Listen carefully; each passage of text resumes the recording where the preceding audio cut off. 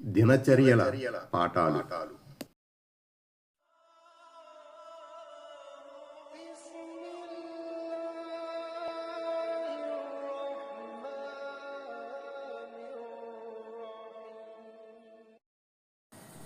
అరవై ఒకటి రుణగ్రస్తునికి వ్యవధి ఇచ్చుటలోని ఘనత.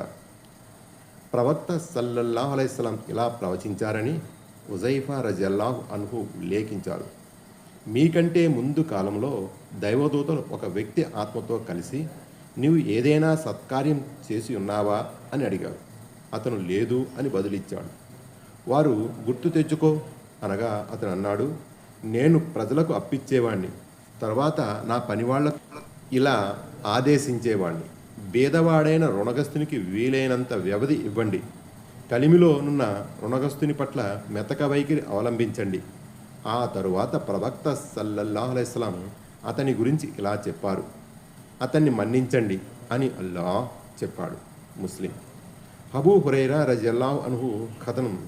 ప్రవక్త సల్లల్లాహు అలైహిస్సలాం ఇలా ప్రవచించారు, ఒక వ్యక్తి ప్రజలకు అప్పు ఇస్తూ తన పనివాళ్లకు ఇలా చెప్పేవాడు, మీరు నిరుపేద రుణగ్రస్తుని వద్దకు వసూలుకే వెళ్ళినప్పుడు అతడు వ్యవధి కోరితే వ్యవధి ఇవ్వండి. అల్లాహ్ మన పట్ల వైఖరి అవలంబించగలడు. అతను చనిపోయిన తర్వాత అల్లాహ్ అతన్ని మన్నించాడు. ముస్లిం.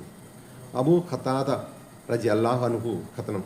అతను తన నుండి అప్పు తీసుకున్న వ్యక్తి వద్దకు వసూలుకే వెళ్ళినప్పుడు రుణగ్రస్తుడు అబూ ఖతాదాను చూసి దాక్కున్నాడు. మళ్ళీ అతను కలిసి నేను చాలా వస్తుల్లో ఉన్నాను అని అన్నాడు. అల్లాహ్ ప్రమాణం చేసి చెప్పగలవా అని అబూ ఖతాదా అడగగా అల్లాహ్ ప్రమాణం చేసి చెప్పగలను అని అన్నాడు.